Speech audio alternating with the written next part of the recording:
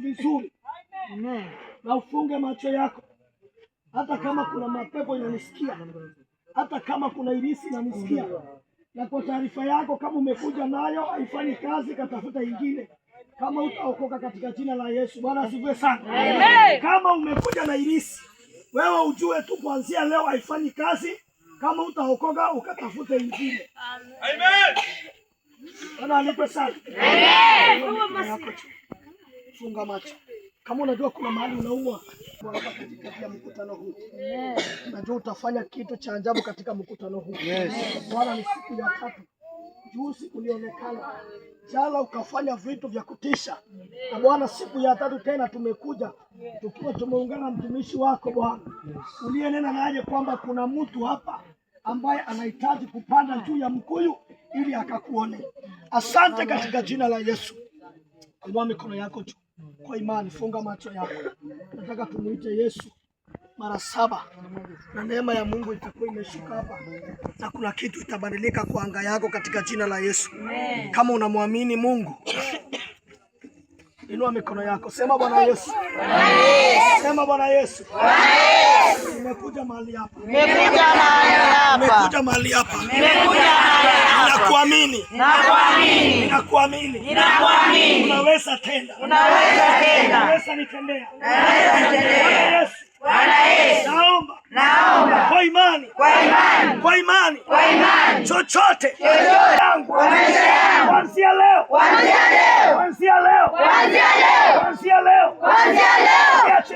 Niachilie.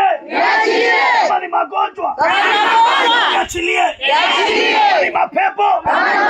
Niachilie. Kama ni madhabahu. Niachilie. Kama ni uchawi. Usiwe nguvu leo. Yesu. Leo. Kuamini. Unaweza tenda. Mtakatifu. Karibu ndani yangu. Ondoe kila uchafu, kila maroho, kila mateso. Katika jina la Yesu. Mikono yako juu. Nataka tumuite Yesu mara 7 na utaona kile kitatendeka.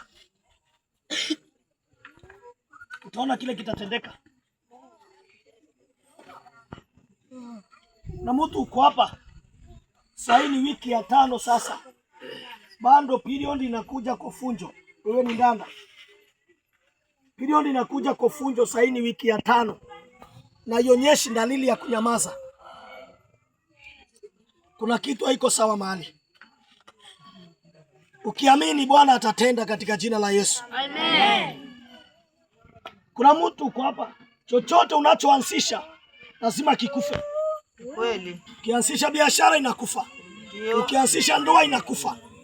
Ukianzisha uhusiano wakati mtu anakaa serious inakufa.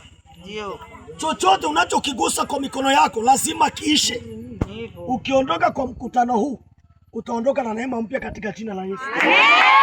Kama ni wewe ni katika jina la Yesu. Amen. Mwingine uko hapa unashangaa kwa nini mimi sipendwi. Kumbe kuna mwanaume analalanga na wewe usiku kwenye ndoto. Na huyo mwanaume ndio amezuia anga yako Yesu funguka. Tunapomuita Yesu, ukiwa na imani, hizo vitu zitaachilia. Na nguvu ya Mungu itashuka. Na utaondoka umepona.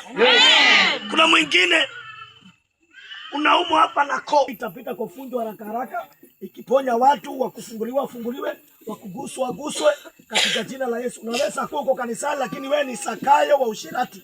Wewe ni sakayo wa uongo. Wewe ni sakayo wa masengenyo. Hiyo roho ikubali uiache kwa mkutano huu, uende Bwana akupe neema katika jina la Yesu. Amen. Mzigo wote uliokuja nayo kwa hii mkutano usikubali kwenda nayo nyumbani. Amen. Narudia tena, mzigo uliokuja nayo kwa hii mkutano usiruhusu shetani akundanganye uende nayo nyumbani. Amen. Maana itakuwa huko. Bwana asifiwe sana. Amen.